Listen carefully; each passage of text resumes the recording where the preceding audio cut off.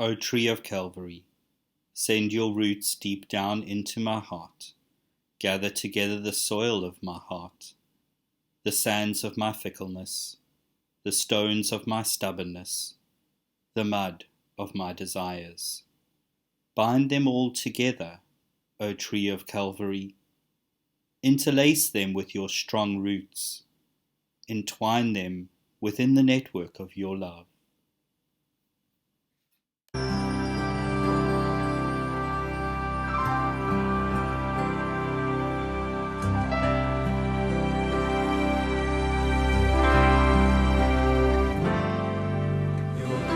Sufficient for me. Your strength is made perfect when I am weak. All that I cling to, I lay at your feet. Your grace is sufficient for me. Again Peter denied it, and at that moment a rooster began to crow. To help us reflect on the story of Peter as he finds himself in a courtyard, afraid, probably confused, and now betraying his best intentions, I want to tell a story, a children's story. It's called The Dot. The Dot by Peter Reynolds.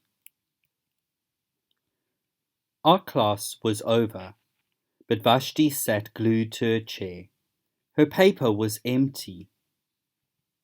Vashti's teacher leaned over the blank paper. "Ah, a polar bear in a storm," she said. "Very funny," said Vashti. "I just can't draw." Her teacher smiled. "Just make a mark and see where it takes you." Vashti grabbed a marker and gave the paper a good strong jab. There.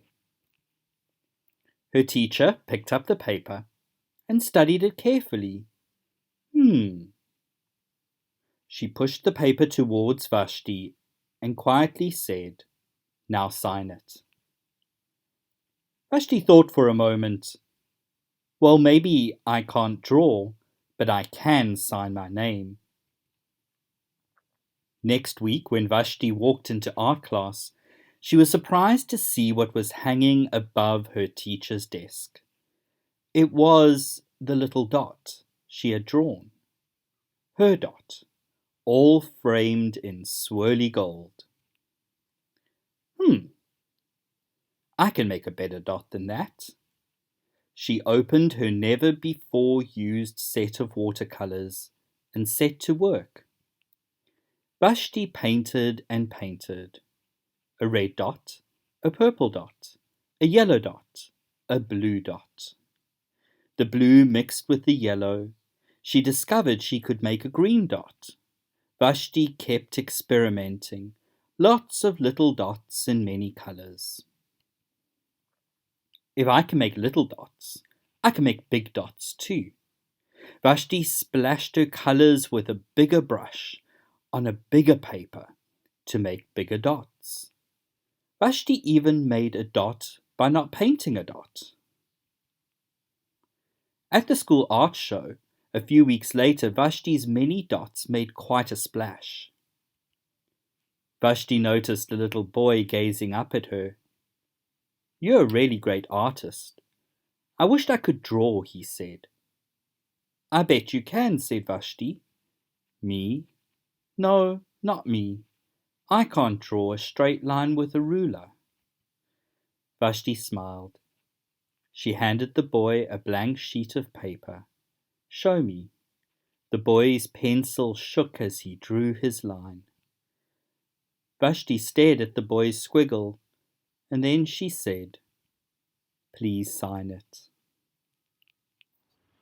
Friends, the dot is a good starting place to help us reflect on the story of Peter. It is something to say about the stories we tell ourselves. The story that Vashti told herself was that she could not draw. The story that Peter told himself was that he would remain loyal to Jesus to the end. Both represent two extremes. One is to be paralyzed by our inadequacy, the other is to be blind to our limitations. In both cases, they learn to tell a new story about themselves. And in both cases, what they thought was their failure to get it right became the beginning of their growth. Luke, in his account of this evening, tells us that Jesus turns and looks at Peter after the rooster crows. Jesus sees Peter, the same Jesus who saw Peter and said, "You are not Simon, you're a rock, and I'm going to build a community through you." And I wonder, when Jesus looked at Peter this night when Peter failed to live up to his best intentions, did he still see a rock when he looked at him? Jesus, after all, knew that Peter would deny him. This we are told.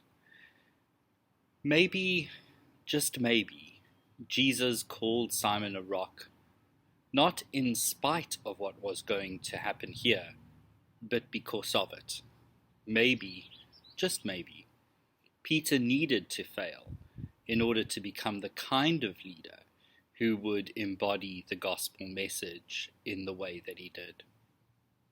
Maybe the story we tell ourselves about our failures needs to be rewritten. Maybe the dots we make in frustration or fear need to be signed so they can inspire us to become something more. That's what Jesus will do when he meets Peter a few days later alongside a seashore. He will hand Peter back this moment and say, "Sign here." And Peter will go on to build the community that we are still part of today. Friends, grace, mercy, and peace are yours through the triune God. Amen.